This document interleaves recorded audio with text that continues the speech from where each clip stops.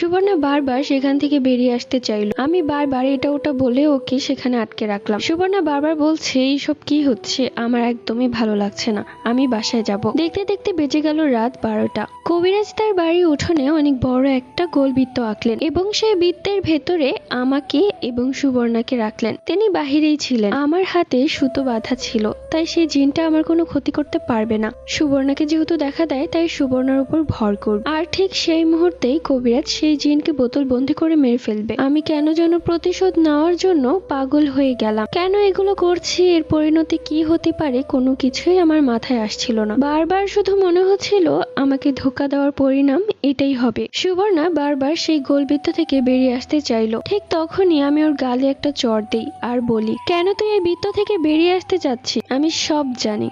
তুই আমার সাতকিম জিনকে কেড়ে নিয়েছিলি। জানিস আমি সাতকিম জিনকে কতটা পছন্দ করতাম, তাকে কতটা ভালোবেসে ফেলেছিলাম। এক মুহূর্ত তাকে না দেখলে আমার নিঃশ্বাস বন্ধ হয়ে আসতো। আর তুই কিনা সেই ভালোবাসার জিনকে আমার থেকে কেড়ে নিলি। তারপরেও আমি তোকে মাফ করে দিয়েছি সব ভুলে। আমি ভুলে যাব যে আমি কাউকে পছন্দ করতাম, ভালোবাসতাম, আর সেটা তুইও ভুলে যাবি। আমরা আমাদের ফ্রেন্ডশিপ আগের মতোই রাখবো। আজকের এই ঘটনার পর ভুলে যাব যে এই কিছুদিন যা যা হয়েছে সব। সুবর্ণা তখন অবাক হয়ে আমার দিকে তাকিয়ে আছে। ঠিক তখনই কবিরাজ তার মন্ত্র পড়া শুরু করলো এবং গোলবৃত্তের কিছুটা অংশ মুছে দিল। মুহূর্তের মাঝে একটা দমকা হাওয়া এসে সুবর্ণার গায়ে ভর করলো। সুবর্ণা কেমন যেন চোখ মুখ উল্টে পাগলের মতো করছিল। সুবর্ণাকে দেখে রীতিমতো আমার নিজেরই ভয় করছে। আমি দেখতে পেলাম সুবর্ণার ভেতর সাতকিম জিনের প্রতিচ্ছবি। আমি তখন সেই গোলবৃত্ত থেকে বেরিয়ে আসলাম এবং সাথে সাথে কবিরাজ সেই গোলবৃত্ত বন্ধ করে দিল। মানে সেই জিনটা সুবর্ণার শরীরেই আছে। সুবর্ণা ছটফট করতে থাকে। এরপর কবিরাজ একটা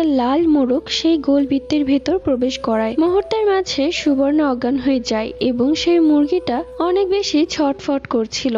আগুন জ্বলছে, আর এই আগুনে জ্বলছে আমার মন, যাকে আমি এতটা পছন্দ করি, এতটা ভালোবাসি। আজ তার মৃত্যু আমি নিজের চোখে দেখছি। কবিরাজ আর সময় নষ্ট করলেন না। আমার হাতে একটা ছুরি দিয়ে বললেন, এই মোরগটাকে এখনই জবাই করে ফেল, তাহলেই সেই জিনটা মরে যাবে। ছুরিটা হাতে নেওয়ার পরেও আমার বুক কাঁপছিল, চোখে পানি টলমল করছে।